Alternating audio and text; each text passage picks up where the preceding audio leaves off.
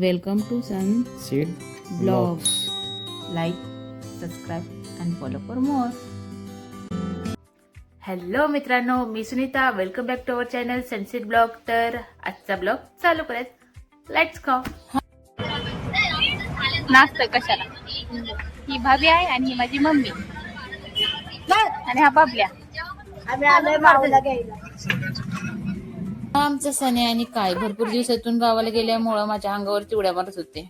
कसं बसं त्यांना हटवलं. तिकडून काळीचा फ्रेंड आला, त्याला रायाच्या हातात बॅट होती त्यामुळे तो घाबरला आणि दुसऱ्या साईडने गावाला किती छान वाटतं ना. सकाळी सकाळी तो चिमण्यांचा येणारा आवाज, शांतता. मला गावाला राहायला खूप आवडतं. गावी थंडी अजून असल्यामुळे आम्ही म्हटलं थोडं उन्हाला बसावं. मग आम्ही उन्हाला बसलो, पण सने काही पाठ सोडतच नव्हता.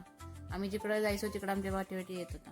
आज आमच्या पिस्टलला देवाला घेऊन जायचं होतं, त्याच्यामुळे त्याची रंगरंगोटी चालली होती. त्याच्या शिंगांना मी कलर दिला, थोडस त्याला सजवत होतो आम्ही.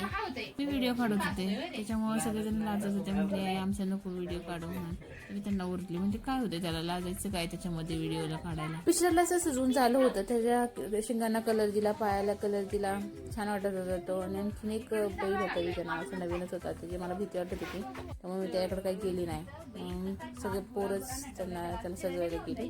पिस्टल सजवल्यावरती खूप छान वाटत होता. म्हटलं माझे फोटो तरी काढ. मग फोटो काढले मी त्याच्या सोबत आणि मी त्याच्याशी गप्पा मारल्या. आणि जसं काय त्याला सगळं माझं बोललेलं समजतंय असं तो बघत होता माझ्याकडे, कानटव करत होता.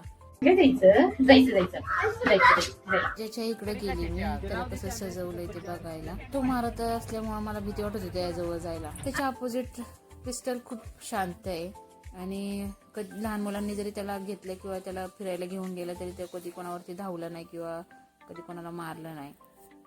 मग त्याला आम्ही बाहेर घेऊन आलो, कारण आता छकड्याला जोडायचं होतं त्यांना. बैलांना बैलगाडीला किंवा छकड्याला जोडण्याच्या अगोदर त्यांना फिरवावं लागतं, कारण घाबरतात अचानकच, त्यामुळे त्यांना थोडंसं फिरवावं लागतं. मग त्याला मी थोडंसं फिरवलं. त्याच्या अंगावरून हात फिरवलं की खूप छान वाटत होतं. तो एकदम हात फिरवला की शांत बसायचा, असं बघत राहायचा शांतपणे.